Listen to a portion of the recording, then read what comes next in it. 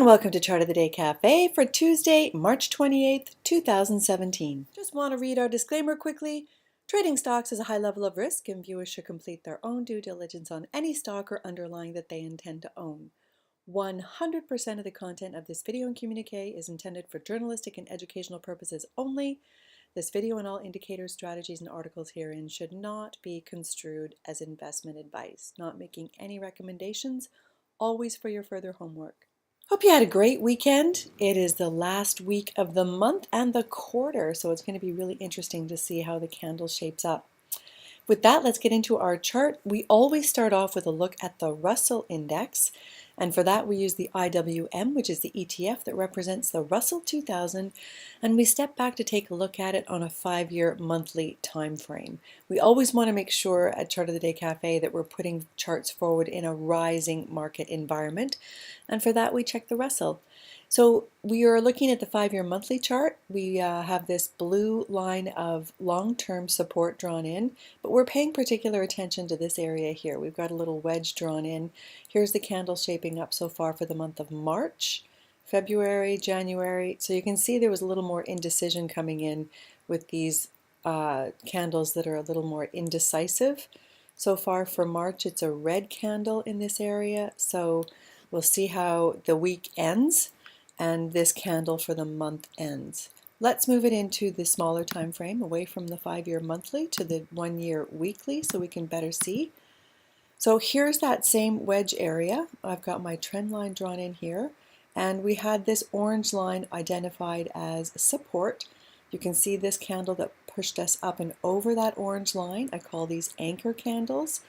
And then the following weeks it sort of drifted around and then lifted, creating this new wedge pattern, which failed last week. So we moved below the orange line, and we are now testing the underside of this black trend line here. So we want to see if the Russell can regain this area, the orange line, and start to move higher, which would mean it would have to break through this trend line here, or is it going to continue to go lower? We will see. But with price on the Russell below the 8-day EMA on both the daily and the weekly chart, we're not going to put any new charts forward. So let's go take a look at it. We're looking at the 1-year weekly, but let's take a look at it on the smaller time frame. 6-month daily, there's that same orange line of support. I would call that weekly support on the weekly chart. Yesterday it made a valiant effort to come back after a very weak open, and it closed on the high end, which is pretty bullish. So we'll see if we get some follow through and a lift up and over and through our trend line in the days ahead.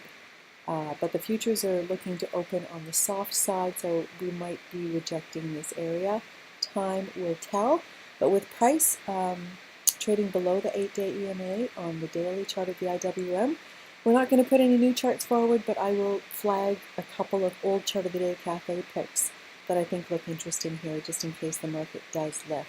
So should we get that lift in the markets and the Russell moving up and over this area and through that black trend line, here are 3 past Chart of the Day Cafe picks that look good to me here. The first one is OpenText. This is dual listed. It's a Canadian company, but it's dual listed on the US and Canadian side.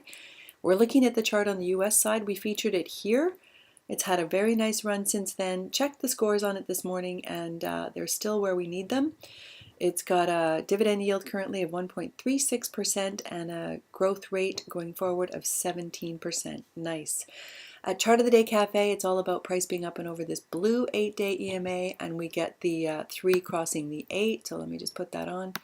It hasn't happened yet, but it's kind of consolidating in a squeeze pattern. Should the markets lift, wouldn't be too surprised to see OpenText move higher here and off this area.